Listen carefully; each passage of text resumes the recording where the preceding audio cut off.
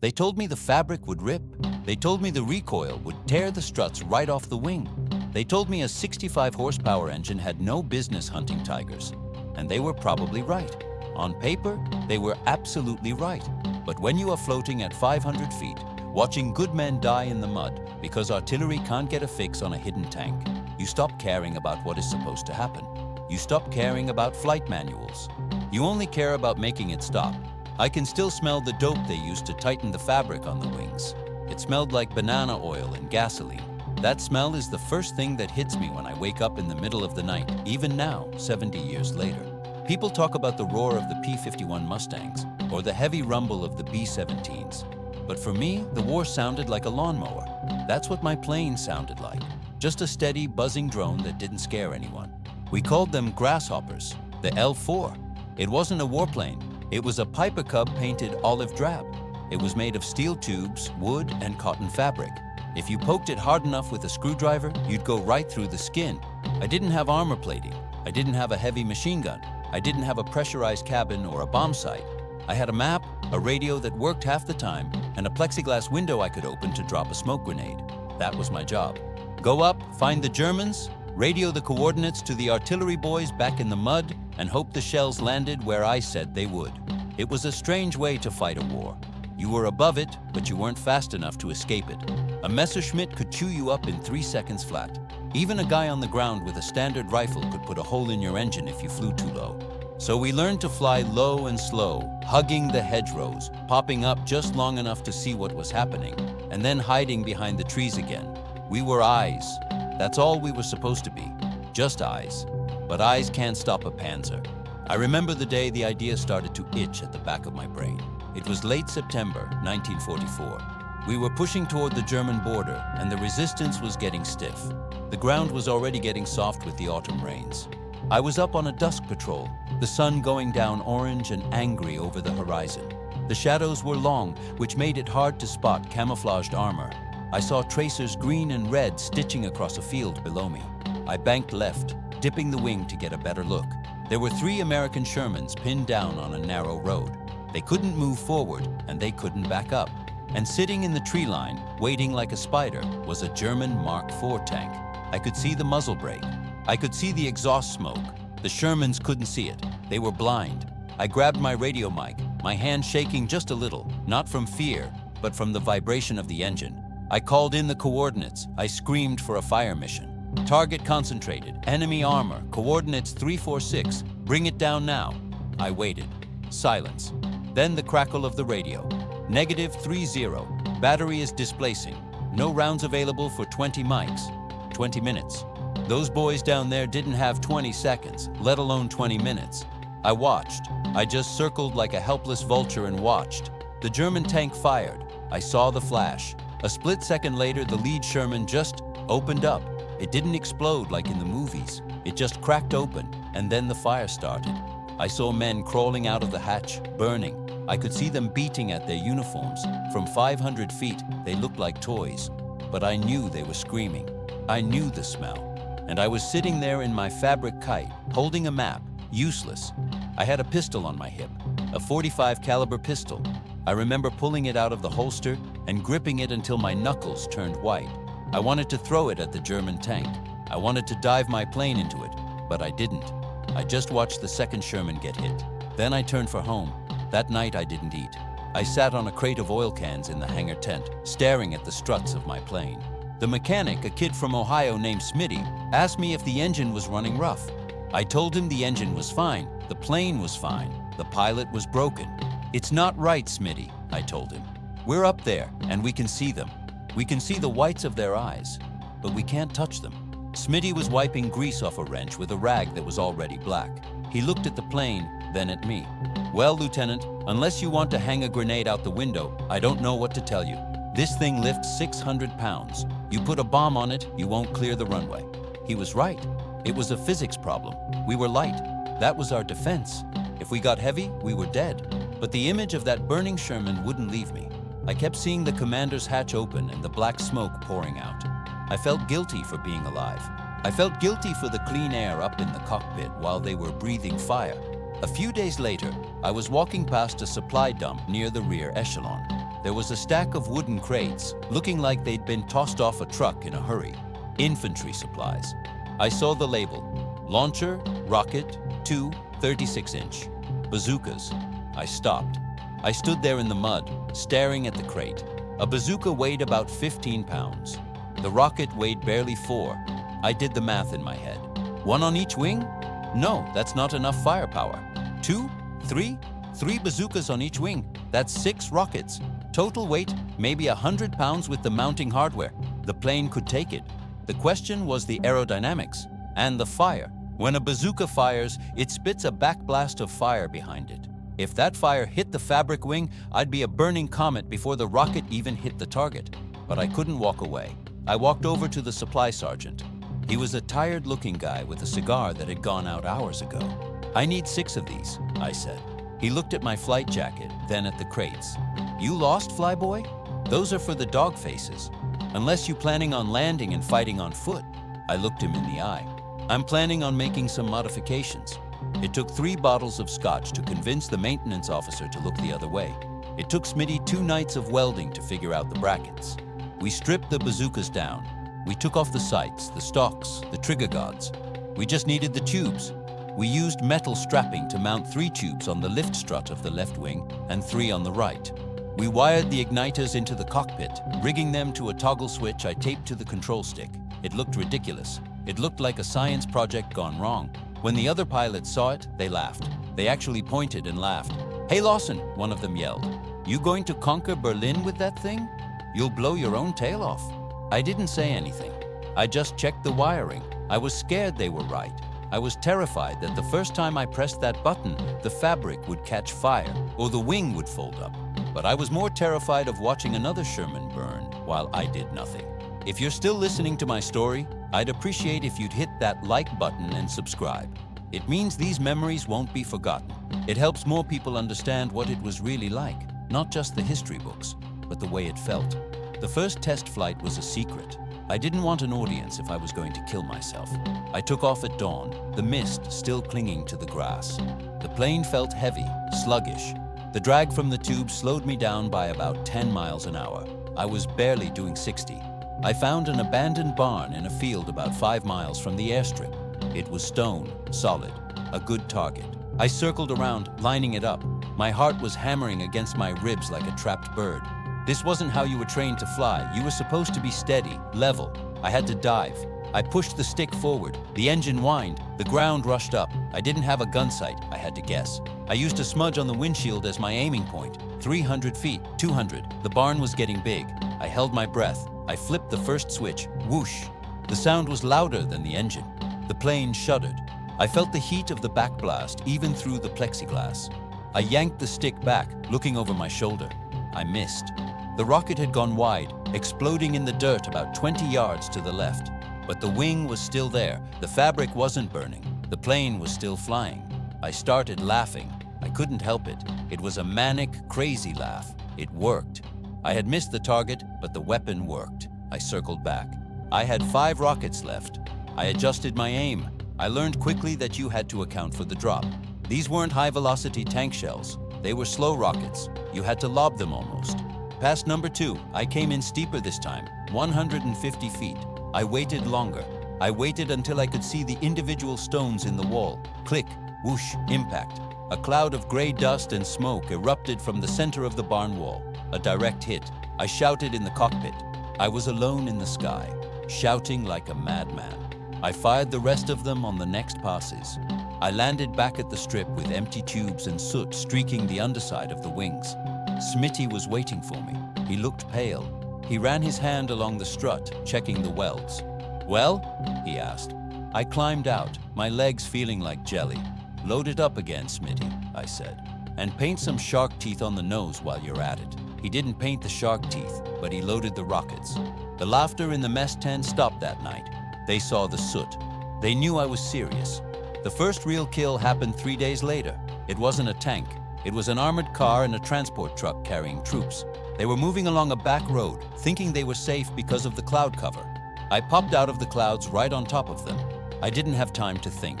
If I had thought about it, I would have realized they had machine guns on that truck. I just reacted.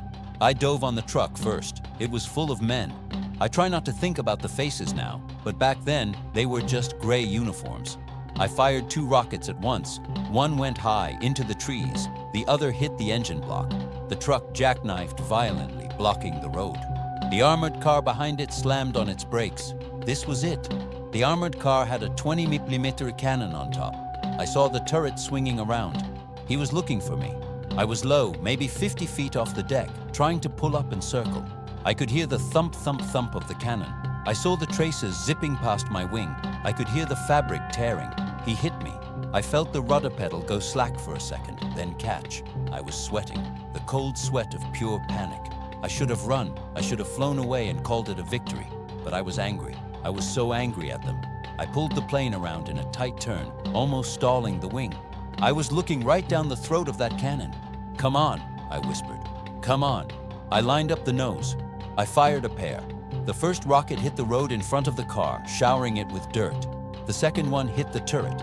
There was a flash, a bright orange flower blooming against the gray metal. The firing stopped. I flew over it, looking down. The turret was blown sideways. Smoke was pouring out. I didn't cheer this time. I just felt a heavy, cold weight in my stomach. I had crossed a line. I wasn't just eyes anymore. I was a killer. I flew back to base with 3 holes in my tail and a piece of shrapnel embedded in the seat cushion, 2 inches from my spine. We became a team after that, me and the plane. We started hunting. The Germans called us the crazy ones or something like that, I heard later. They didn't understand it. They were used to thunderbolts and Spitfires. They weren't used to a canvas moth coming out of the trees at 40 miles an hour, punching them in the face and disappearing. But the tanks were different. A truck is soft. An armored car is light. A Panzer is a beast. My rockets could penetrate the armor, but only if I hit them in the right spot. Rear deck, engine compartment, top of the turret. If I hit the front armor, I might as well be throwing rocks. The first Tiger tank I killed is the one that haunts me. It was near a town called Aracourt. The fog was thick that morning. I was flying by following the telephone poles along the road. I saw the tracks first, massive wide ruts in the mud, churning up the earth. I followed them.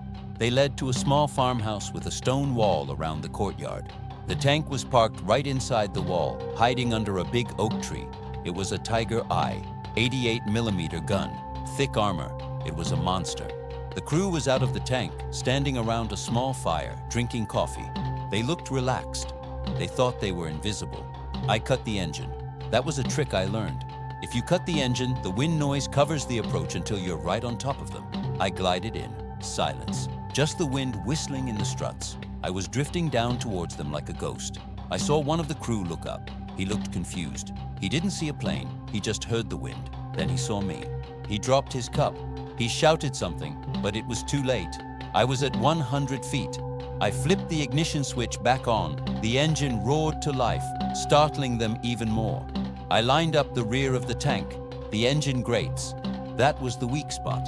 I fired all 4 remaining rockets in a ripple. Whoosh, whoosh, whoosh, whoosh. It was chaos. The ground shook. 2 of the rockets slammed into the rear deck.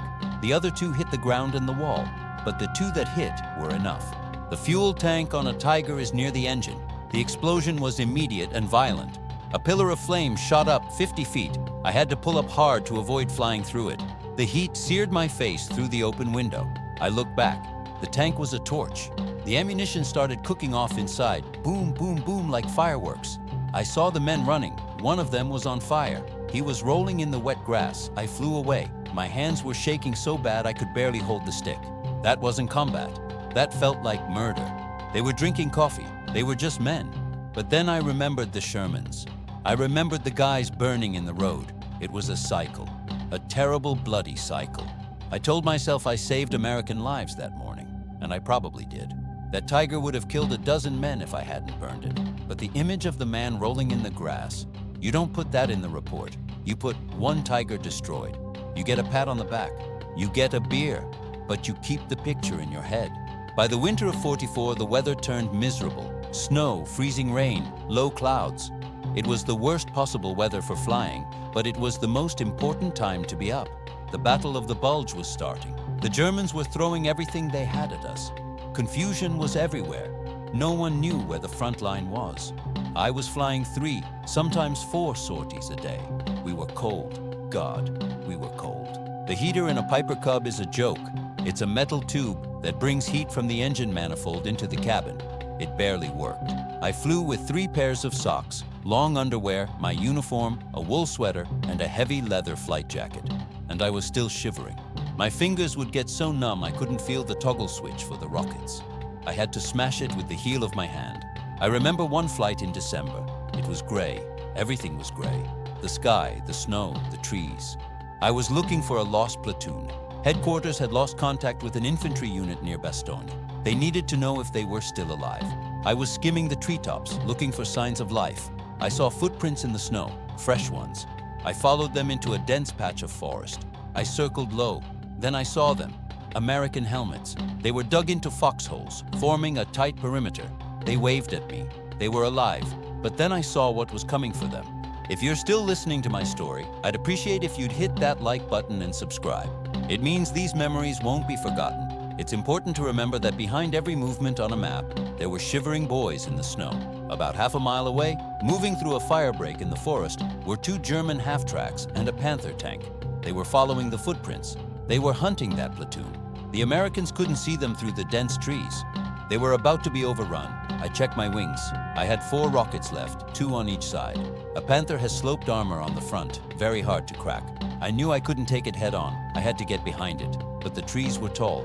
To get a shot at the rear, I'd have to fly down into the firebreak, literally between the walls of pine trees. It was a suicide run. If I clipped a branch, I was dead. If the tank turned its turret, I was dead. If the infantry on the half-tracks fired their machine guns, I was dead. I didn't radio it in. There was no time. I banked hard left, circling away to get a running start. I dropped down. I was flying below the treetops now. The pine needles were rushing past my wingtips. It felt like I was driving a car at 80 miles an hour down a tunnel. The white snow blurred underneath. I saw the rear of the column, the half-tracks first. I decided to ignore them. The tank was the killer. I flew right over the heads of the Germans in the half-tracks. I saw their faces turn up, shock written all over them. They didn't even raise their rifles in time. I was moving too fast, too low. The rear of the Panther was right there, a big, flat slab of metal with exhaust pipes. I waited, steady, steady. The trees were closing in. Now, I fired all 4. The recoil slowed the plane in midair. I felt it lurch. I pulled back on the stick with everything I had. The plane groaned, the wood structure creaking. I cleared the tank turret by maybe 5 feet. The explosion behind me was massive. The shockwave pushed the tail of my plane up, shoving the nose down. I almost crashed into the trees ahead. I fought the controls, wrestling the plane back to level flight. I climbed out of the cut, gasping for air. I looked back. The Panther was smoking, dead in the water. One of the half-tracks had been hit by the splash damage and was off the road. The American platoon heard the noise. They started firing. With the tank gone, they had a fighting chance. I circled once, dipped my wings to the boys in the foxholes, and headed home. When I landed, Smitty ran out. "You've got pine branches in your landing gear, Henry," he yelled. He pulled a branch out of the wheel spoke. "You trying to build a nest?" I just lit a cigarette. My hands were finally warm, but only from the adrenaline. "Just doing some landscaping, Smitty," I said. But the luck couldn't last forever. We all knew that. You roll the dice enough times, eventually, they come up snake eyes. It was February 1945. We were crossing into Germany. The flak was getting thicker. Every farmer with a shotgun seemed to be taking shots at us, let alone the actual army. I was confident, maybe too confident. I had 7 tanks painted on the side of my fuselage now. 7 little black silhouettes. I wanted 8. It was an ego thing, a stupid, dangerous ego thing. I was patrolling near the Rhine River. I spotted a convoy of trucks and 1 self-propelled gun, a Jagdpanzer. Low profile, big gun, nasty piece of work. They were stopped on a bridge. It was a perfect bottleneck. I had a full load of rockets. I set up my run. I was coming in from the sun, classic fighter tactic. But I missed something. I missed the flak wagon, a quadruple-mounted 20mm anti-aircraft gun parked in the bushes on the far bank. They were waiting for planes. They were waiting for me. I started my dive. I was focused on the Jagdpanzer. I wanted that number 8. I didn't see the tracers until they were hitting me. Crack, crack, crack. It sounded like a hammer hitting a bucket. The windshield shattered. A piece of plexiglass sliced my cheek. The instrument panel exploded. Oil sprayed onto my flight suit. The engine started coughing, sputtering black smoke. I was hit bad. The plane slewed to the right. The controls felt mushy. The cables were damaged. I still had the rockets. I was diving, and the engine was dying, and I was bleeding, but I was still looking at that Jagdpanzer. It was right there in my sights. To hell with it, I thought. If I'm going down, I'm taking you with me. I didn't pull up. I kept the nose down. I pressed the switch. 6 rockets, all of them. The smoke from the rockets blinded me for a second. I felt the thumps of the impacts. I pulled the stick back. Nothing happened. The elevator cable was snapped. I was going to crash. I used the trim tab. I spun the trim wheel frantically, trying to force the nose up aerodynamically. It responded slowly, sluggishly.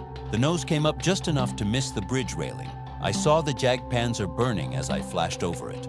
Number 8. But I wasn't celebrating. I was falling out of the sky. The engine quit completely. The propeller windmilled to a stop. Silence again. Just the wind. But this time, the wind was screaming because I was losing altitude fast. I was over enemy territory. If I crashed here, I was dead or a POW. I looked for a field, anything flat.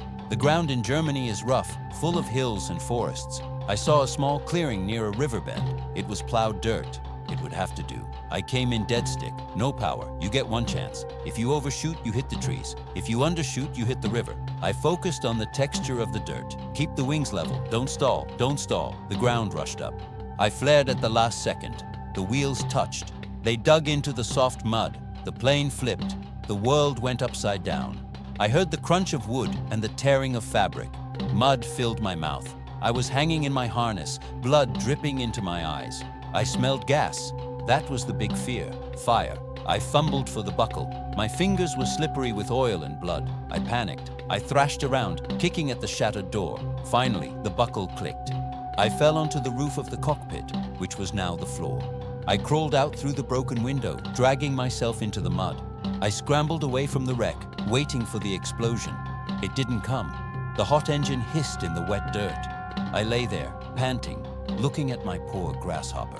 It was a pile of sticks and rags. The bazooka tubes were twisted like pretzels. I wiped the blood off my face. I was alive. I checked my body. Arms worked. Legs worked. Ribs hurt like hell, probably cracked. But I was mobile. I heard shouting in German, coming from the bridge. They were coming for me. I looked at the river. It was swollen, gray, freezing cold. It was my only chance. I crawled into the reeds, sliding into the icy water. I floated downstream, keeping just my nose and eyes above the surface, hiding under the overhanging branches. I heard the boots on the bank. I heard the dogs barking. I stayed in that water for 3 hours. I couldn't feel my legs. I thought I was going to die of hypothermia.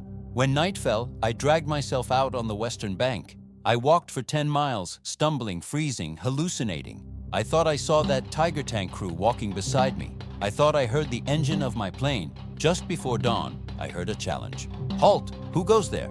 It was the most beautiful American accent I had ever heard. It was a sentry from the 4th Armored Division. I tried to raise my hands, but I couldn't. I just fell forward into the mud. I woke up in a field hospital. Smitty was there. He had heard I was missing. He brought me a bottle of brandy. "You look like hell, Lieutenant," he said, "and you owe me a new plane." I laughed, and it hurt my ribs. "Did you hear about the bridge?" I asked. He nodded. "Recon confirmed it. 1 Jagdpanzer destroyed. The bridge is blocked. You made a mess, Henry." I flew again before the war ended, but it wasn't the same. We ran out of targets. The German army was collapsing. We were just chasing ghosts by April. But those months when we strapped bazookas to a kite and went hunting, that was the only time the war made sense to me. It was crazy, it was stupid, but it was ours. If you're still listening to my story, I'd appreciate if you'd hit that like button and subscribe. It means these memories won't be forgotten. People ask me now, "Henry, weren't you scared?" Of course I was scared. I was terrified every time the prop turned over. But you have to understand, fear is different when you have a purpose. When I was just spotting, I felt helpless. The fear was a heavy, suffocating thing. But when I had those rockets on the wing, the fear was sharp. It was electric. It was the price of admission for being able to do something. I'm 92 now. I sit on my porch and watch the commercial jets leave white trails high up in the blue. They are safe. They are automated. They have computers flying them. They don't know what it feels like to fly by the seat of your pants, feeling the air move through the fabric of the wing. They don't know what it feels like to look a tiger in the eye from 50 feet. I kept a piece of the fabric from my crashed plane. Smitty cut it off the wreck when they recovered it later. It's framed in my hallway, just a square of olive drab cotton. It looks like nothing, just a rag. But to me, it looks like a shield. It looks like a sword. It looks like the only thing that stood between me and the end of the world.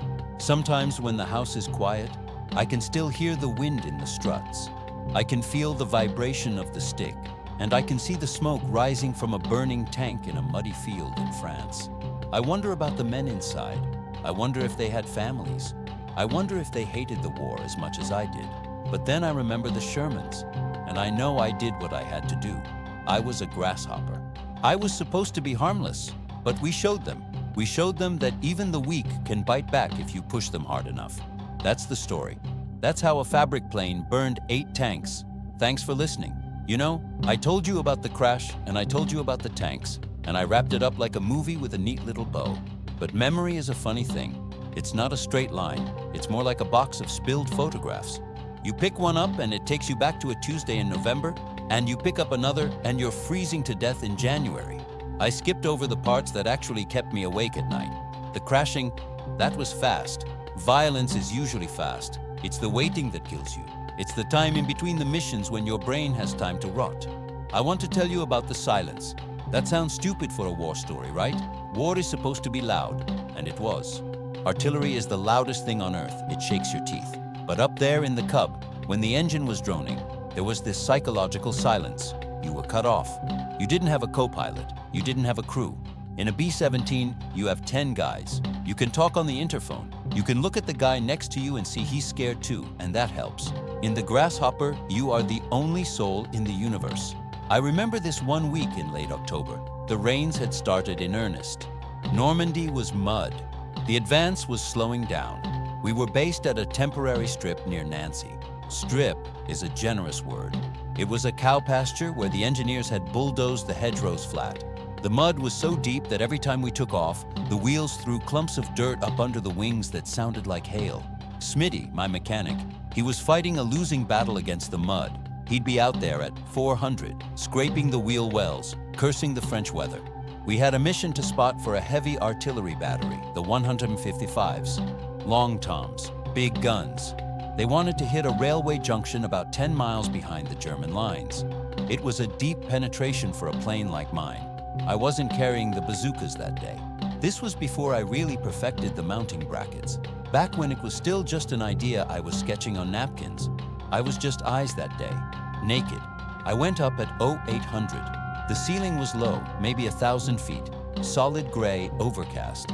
I had to stay under it, which meant I was in small arms range the whole time. You learn to read the ground. That's what they don't teach you in flight school back in the States.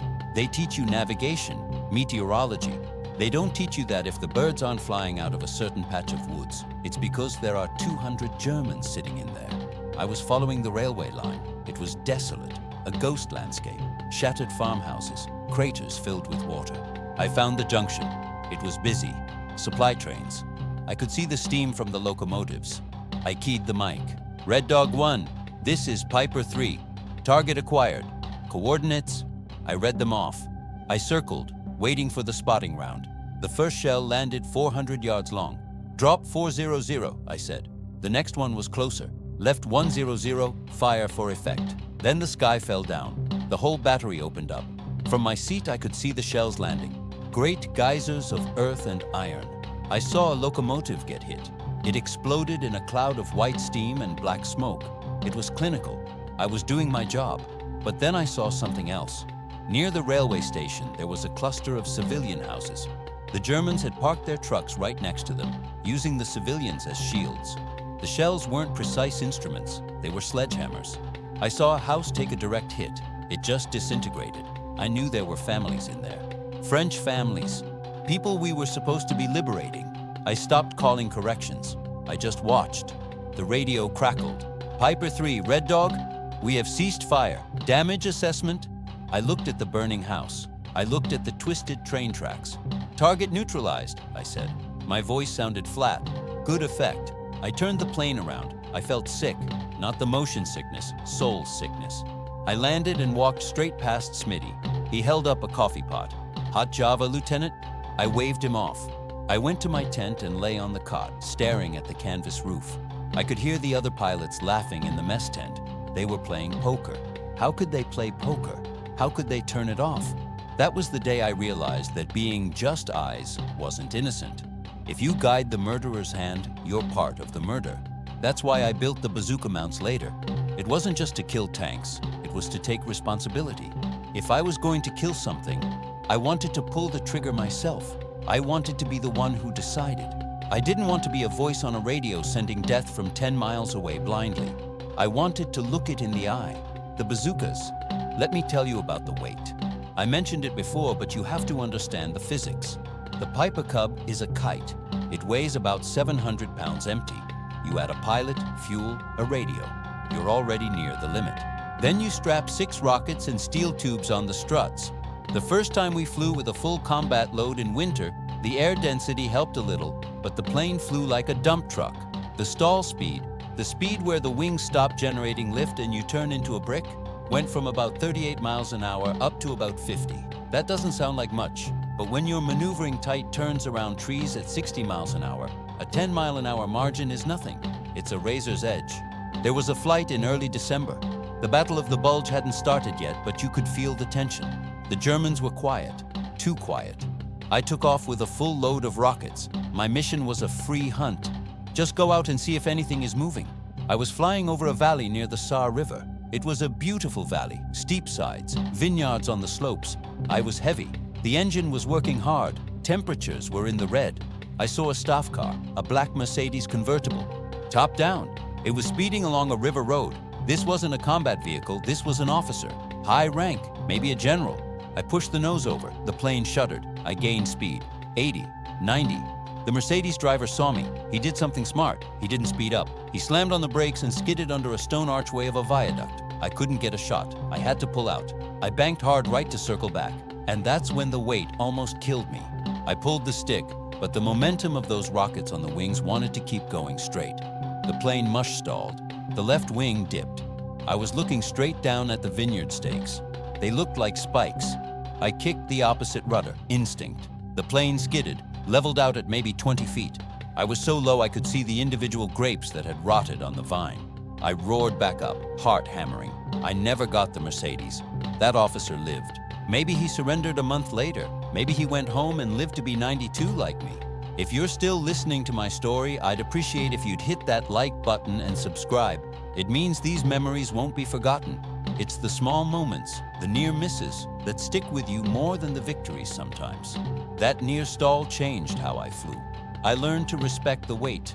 I learned that I couldn't fly like a fighter ace. I had to fly like a truck driver on an icy road. Deliberate, careful. Then came the bulge. December 16th. The world turned white and red. We were grounded for the first few days. The fog was so thick you couldn't see the prop from the cockpit. We could hear the war, though. We could hear the German panzers grinding forward. It was terrifying. We were on an airfield that was rapidly becoming the front line. We had to evacuate twice. Imagine trying to take off on a snowy runway that hasn't been plowed, with artillery shells landing at the other end of the field. That was the evacuation. We overloaded the planes with everything we could carry. Personal kits, extra ammo, whiskey. I took off in a blizzard. I couldn't see the horizon. I had to fly by looking out the side window at the treetops. If the trees got smaller, I was climbing. If they got bigger, I was crashing. That was my instrument landing system. We relocated to a field near Bastogne before the encirclement was complete. It was chaotic, confusion. Nobody knew where the Germans were. They were wearing American uniforms, some of them, commandos. Paranoia was everywhere. I had a mission on December 23rd. The skies cleared for a brief window. It was the miracle weather Patton had prayed for. Every plane in the Allied Air Force went up. Typhoons, Thunderbolts, Mustangs, and us, the Grasshoppers. My job was to hunt stragglers. The big fighters were hitting the main columns. I was looking for the ones hiding in the barns. I spotted a trail of footprints in the fresh snow, leading into a dense patch of forest.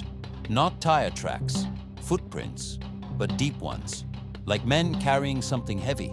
I circled. I dropped down to 50 feet. I saw them.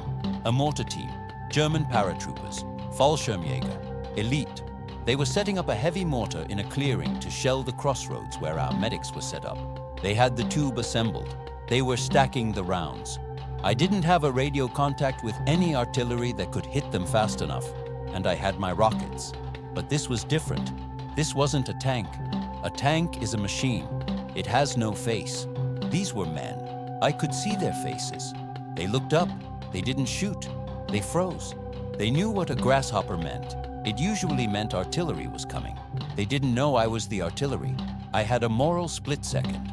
To fire a high-explosive anti-tank rocket at 3 men, it felt excessive. It felt cruel. But they were aiming a mortar at a medical station. I knew the coordinates of that station. I knew there were nurses there. I lined up. I aimed for the base of the mortar, not the men. I told myself, destroy the weapon. I fired 2 rockets. The snow erupted. The blast was magnified by the frozen ground. When the smoke cleared, the mortar was gone. There was just a black crater. The men, 2 of them were gone, vaporized or buried. The third one was crawling. He was dragging himself through the snow, leaving a red trail. I didn't feel triumph. I felt vomit rising in my throat. It was too intimate. In a P-51, you're doing 400 knots. You drop a bomb and you're in the next county before it explodes. In a Cub, you're hovering. You have to watch your work. You have to witness it. I flew back to base and I couldn't get warm. I sat by the potbelly stove in the operations tent for 3 hours, shivering. Smitty brought me a blanket. You got him, Henry? He asked. I got him, I said. I wish I hadn't. That night, the chaplain came by, Father Mulcahy. Not the one from the TV show, obviously. Just a regular priest from Chicago.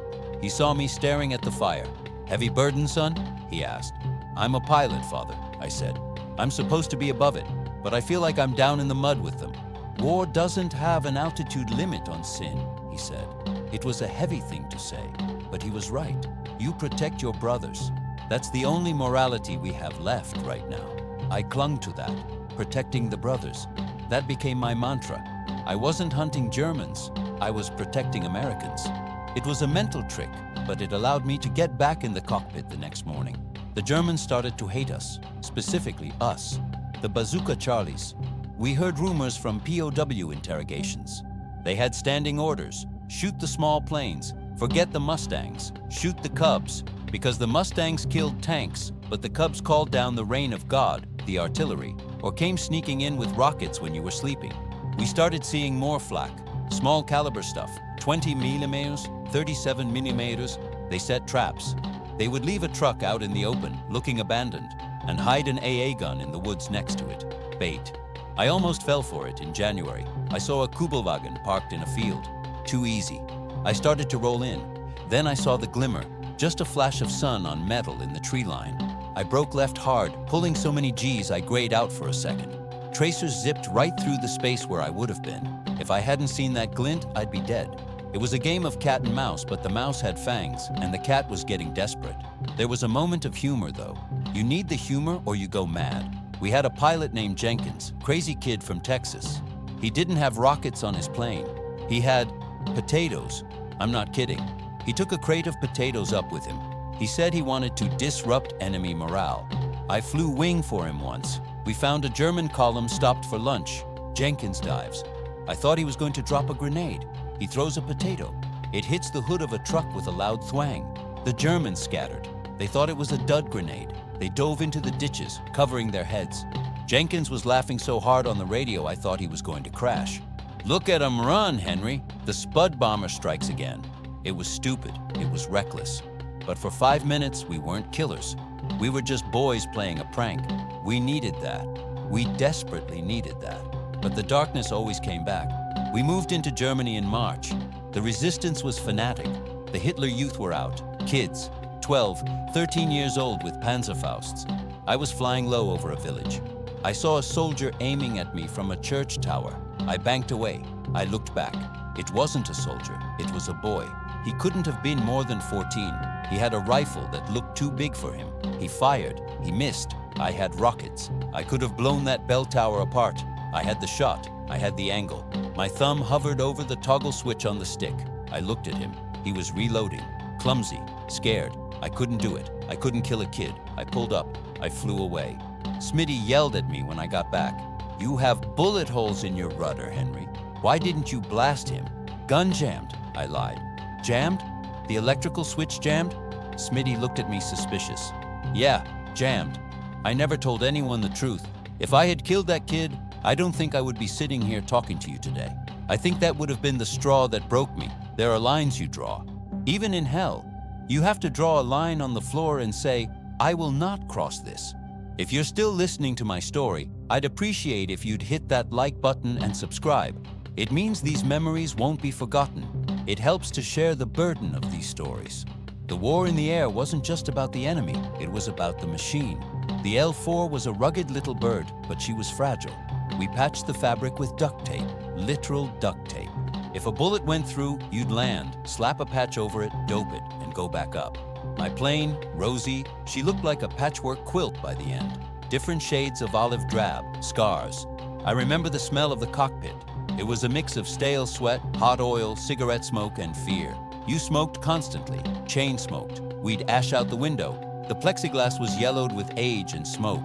One day I took a hit in the oil line. Hot oil sprayed all over the windshield. I was blind. I couldn't see a thing forward. I had to fly sideways, looking out the side window, slipping the plane like a crab to see where I was going. I radioed in. "Mayday, Mayday. Piper 3 is blind, oil pressure dropping." The tower, a guy in a truck with a radio, talked me down. "Left a bit, Henry. You're drifting. Okay, nose up. Cut power, now." I felt the wheels hit. I bounced. I couldn't see, so I hit the brakes too hard. The tail came up. The prop struck the ground. Crunch. I sat there, oil dripping into my lap, listening to the engine tick as it cooled. I just sat there and cried. Not sobbing, just tears mixing with the oil on my face. It was the exhaustion. I was so tired. I was 21 years old and I felt like I was 80. Smitty pulled me out. He didn't say a word. He just handed me a rag. That's brotherhood, not speeches. Just a rag when you're covered in oil and tears. People think the end of the war was a party, V-Day. For us, it was a slow fade. The targets disappeared. The Germans surrendered in droves. We'd fly over columns of thousands of prisoners walking west. I remember flying over a POW cage, a big open field fenced with barbed wire. There must have been 10,000 men in there. From 500 feet, they looked like a gray carpet. I had rockets on the wings, but I didn't need them. I felt silly. I felt like a knight wearing armor to a picnic. The purpose was gone, and without the purpose, the fear came back. Suddenly, I was terrified of crashing. When the shooting stopped, I realized I wanted to live. During the fighting, I didn't think about the future. Now, I thought about home. I thought about my mom's porch. I thought about a girl named Sarah I had written 2 letters to. That's when it gets dangerous, when you start being careful. I had one last flight, May 7th, the day before the official surrender. It was a courier run, taking some documents to a headquarters unit. No weapons, just a flight. It was a beautiful spring day. The German countryside was green. The craters were starting to fill with grass. I saw a farmer plowing a field with a horse. He didn't look up. He didn't care about the plane. The war was over for him. I flew low. I waved. He stopped. He looked at the plane. He took off his cap and waved back. A German farmer, waving at an American spotter plane. I realized then that the hate has to stop somewhere. It stops when the shooting stops. We go back to being farmers and teachers and mechanics. I landed Rosie for the last time that afternoon. I patted her cowling. She was tired. Her engine was loose. Her fabric was faded. She had served her purpose. I never saw that plane again after I shipped out. They probably bulldozed it into a pit or sold it for scrap. That breaks my heart a little. She deserved a museum. She deserved a medal. But that's not how it works. You use the tools until they break, and then you move on. I came home. I married Sarah. I worked at a hardware store for 40 years. I didn't talk about the war. I didn't tell anyone about the tanks or the mortar crew or the boy in the tower. But I kept the secrets. I kept the nightmares. And I kept the pride. Because for a few months in 1944 and 1945, I wasn't just Henry the hardware store clerk. I was a dragon slayer. I was a guy who tied rockets to a kite and flew into the fire. And if you ask me if I'd do it again, knowing the cold, the fear, the blood, yes. Because the alternative was watching those Shermans burn. And I couldn't watch that.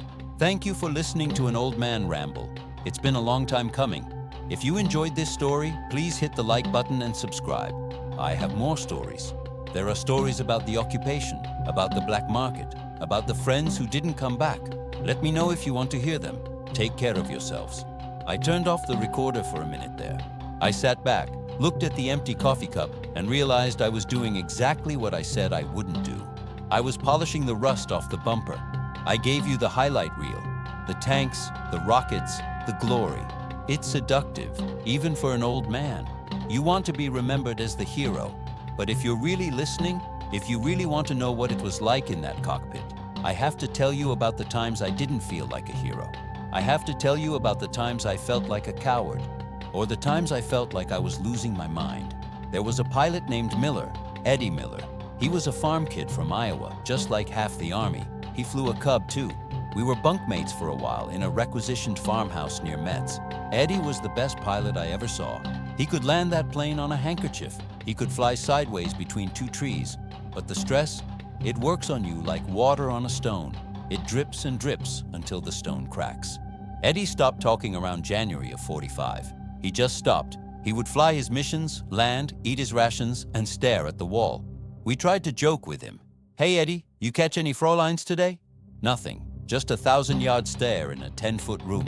One morning we were briefed on a target, a suspected German command post in a chateau. Eddie went up. I went up right behind him. We were supposed to spot for the 155s. I saw Eddie's plane ahead of me. He was flying erratic, dipping the wings, climbing, then diving. I keyed the radio.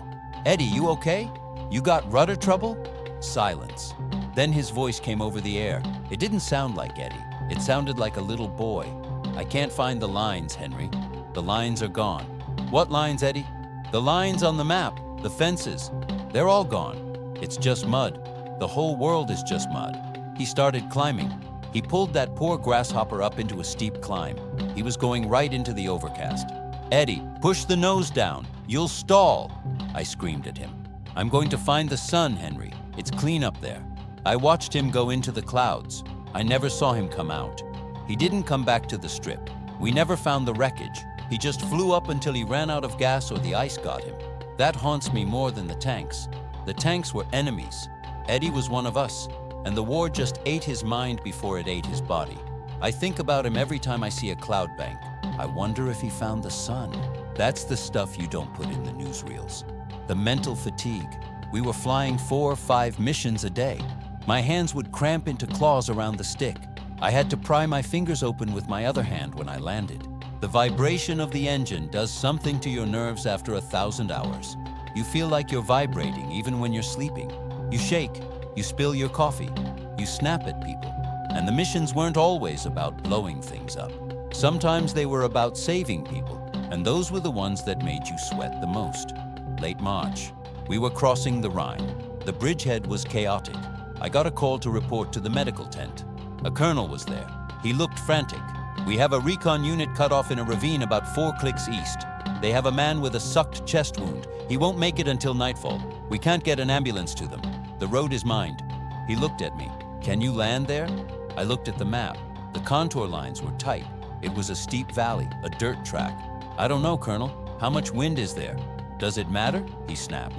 "It matters if you want me to land or just crash," I said. I was tired of officers who thought planes were magic carpets. But I went. I took the rockets off. Weight was critical. I took out the radio. Every pound counted. I flew to the coordinates. I saw the unit. They popped yellow smoke. The smoke was drifting fast. Crosswind, a bad one. The road was narrow, lined with poplars. If I drifted 6 feet to the right, I'd lose a wing. If I drifted left, I'd hit the ravine wall. I circled twice. My stomach was in knots. This wasn't combat. This was precision flying with a man's life on the line. I came in crabbed, nose pointed into the wind, looking out the side window to see the road. I kicked the rudder at the last second to straighten out.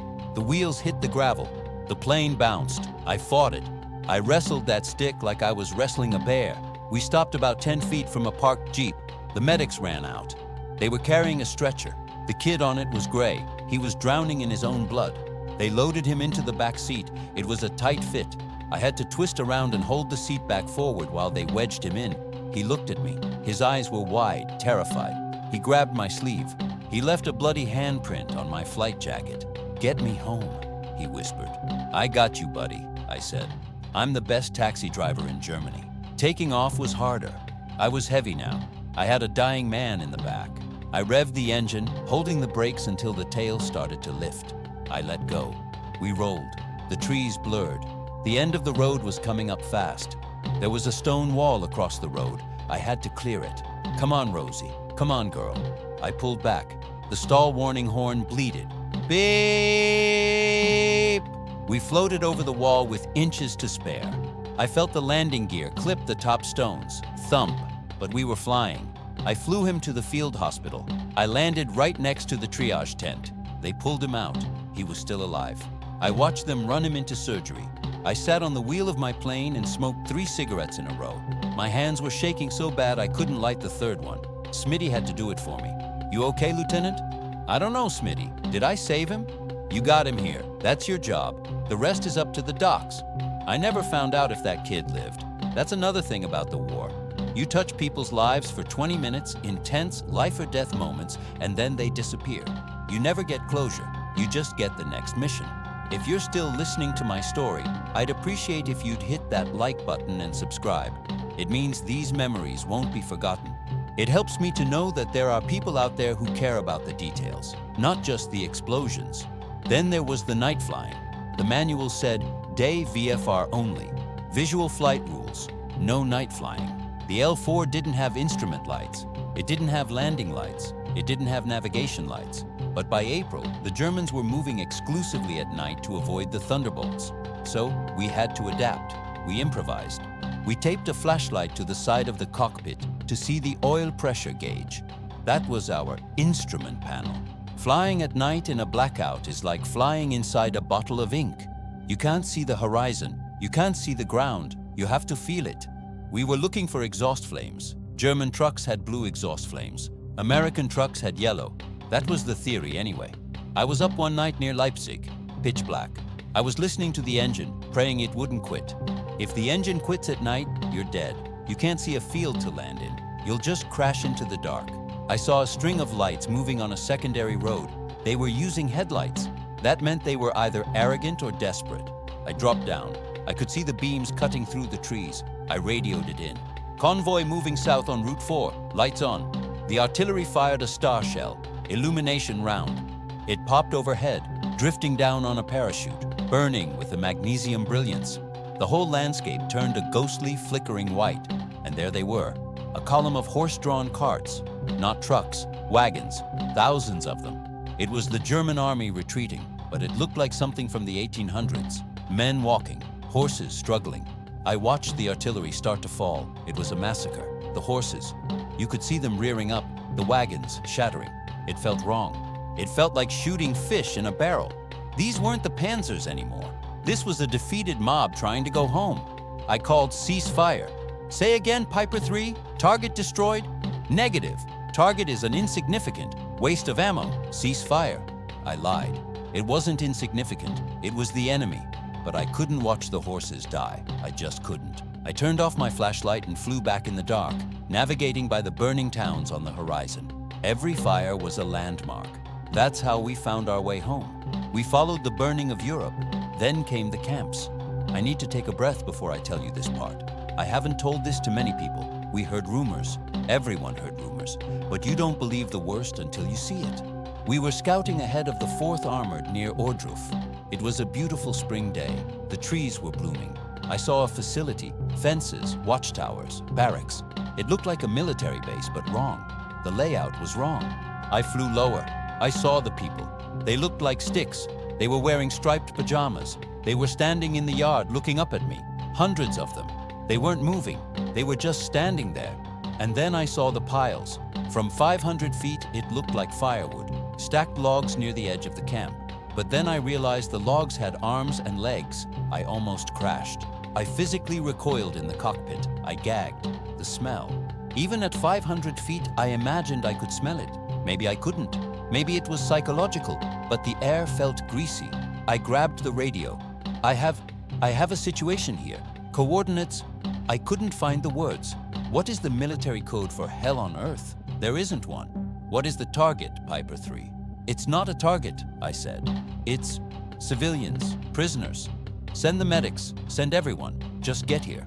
I circled that camp for an hour. I wanted to land. I wanted to give them my chocolate bar, my water, anything. But I couldn't land inside the wire. And if I landed outside, what could I do? I was one man with a pistol, so I just flew guard. I circled like an angry hornet. I watched the SS guards running away into the woods. I strafed the woods. I didn't have rockets.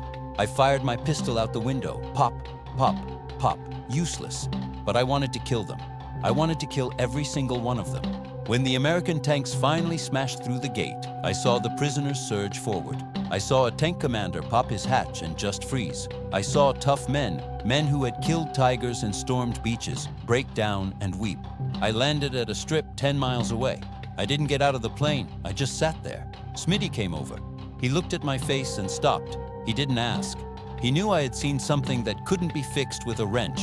That day changed the war for me. Before that, it was about territory. It was about us versus them. After that, it was a crusade. It was good versus evil, pure and simple. I didn't feel bad about the Tiger tank crews anymore. I didn't feel bad about the mortar team. I wished I had more rockets. I wished I had a B-29. The end of the war was messy. It wasn't clean. The surrender was signed, but the shooting didn't stop everywhere at once. There were fanatics. There were werewolves. Die-hard Nazis trying to start a guerrilla war. I was flying patrol in late May. The war was officially over. I was ferrying a major to a meeting. We took some fire from a farmhouse, a single machine gun. The major looked at me. I thought the war was over, Lawson. Tell that to the guy with the Spandau, Major, I yelled. We had to land in a field and wait for a patrol to come clear the house. It turned out to be 3 kids, 15 years old. They didn't know the war was over, or they didn't care. The infantry boys disarmed them and spanked them, literally. They kicked them in the pants and sent them home to their mothers. It was surreal. One minute you're dodging death, the next minute it's a schoolyard discipline, and then the occupation. This is the part nobody talks about. The black market. Europe was broken, money was worthless, the Reichsmark was toilet paper, the franc was a joke. The only real currency was the American cigarette, Lucky Strikes, Chesterfields. I didn't smoke all my ration, I saved them. A carton of cigarettes could buy you a camera. It could buy you a watch. It could buy you, well, other things. I saw good men who had been heroes in combat, turn into gangsters. They were stealing supply trucks. They were selling gasoline to the Germans. They were looting castles. I remember walking into a hangar one day. There was a guy from my squadron, a pilot I respected. He had a pile of silver candlesticks and tapestries on his cot. "What's this, Jack?" I asked. "Souvenirs, Henry, just spoils of war." "That looks like church silver," I said. "They don't need it anymore," he said. He looked defensive. "I risked my neck for 2 years. I'm taking something for my trouble." I didn't turn him in. That's the code. You don't rat on your buddies. But I lost respect for him. The war had twisted his moral compass. He thought because he survived, he was entitled to everything. I kept my looting small. I took a Luger pistol from a surrendered officer. I took a helmet. And I took that piece of fabric from my crashed plane. That was enough for me. I didn't want the blood money. I stayed until late 45. I flew courier missions. I saw Germany try to rebuild. I saw the women clearing the rubble with their bare hands, the Trümmerfrauen. Lines of women passing bricks. They looked at us with hard eyes. They didn't hate us exactly. They just looked at us like we were the weather. A storm that had passed and left them with the wreckage. I gave a woman a chocolate bar once. She was clearing bricks in Frankfurt. She looked at it, then at me. She didn't say thank you. She just put it in her pocket and kept working. She had dignity. I respected that. When I finally got my orders to go home, I had mixed feelings. I missed the States. I missed hamburgers and baseball. But I was leaving the most intense experience of my life. I was leaving the version of Henry Lawson who was a warrior. I was going back to being just Henry. I packed my duffel bag. I went to the airfield one last time. It was quiet. No engines, no artillery, just birds singing. Smitty was there. He was staying. He had re-upped. He liked the army. "You take care of yourself, civilian," he said. He shook my hand. His hand was rough, covered in grease scars. "You too, Smitty. Don't let them crash the planes. I'll fix them if they do." I got on a transport ship in Le Havre. The Liberty ship, Marine Robin. We slept in hammocks, stacked 4 high. The ship smelled of vomit and sweat. But nobody cared. We were going west. As we pulled out of the harbor, I watched the coast of France disappear. the same coast we had fought so hard to take. I threw my lighter into the ocean, a Zippo I had carried since basic training. "Why did you do that?" a guy next to me asked. "Bad luck," I said. "I don't want to carry the fire home." "But you do. You carry the fire inside you. You carry the sound of the rockets. You carry the face of the boy in the tower. You carry the silence of Eddie Miller. If you're still listening to my story, I'd appreciate if you'd hit that like button and subscribe. It means these memories won't be forgotten. I got home. I took off the uniform. I put on a suit. I got a job. I had kids. I lived a whole life, a good life. But there is a part of me that is forever 22 years old, sitting in a freezing cockpit, smelling banana oil and cordite, waiting for the fog to lift. That's the secret of veterans. We walk among you. We push shopping carts. We mow our lawns. We look like harmless old men. But inside, we are still flying. We are still scanning the tree line. We are still listening for the click of the safety. I told you about the 8 tanks, and I told you about the ghosts. I think that's enough. I think I've finally emptied the bag. My grandson asked me the other day, "Grandpa, were you a hero?" I told him what Major Winters said or something like it. No, but I served in a company of heroes, and I flew above them, and I tried to keep them safe. That's my story. The story of the grasshopper, the story of the unlikeliest tank destroyer in the war. Thank you for listening. Thank you for letting an old man speak. Peace be with you. And watch your 6. Henry Lawson, signing off.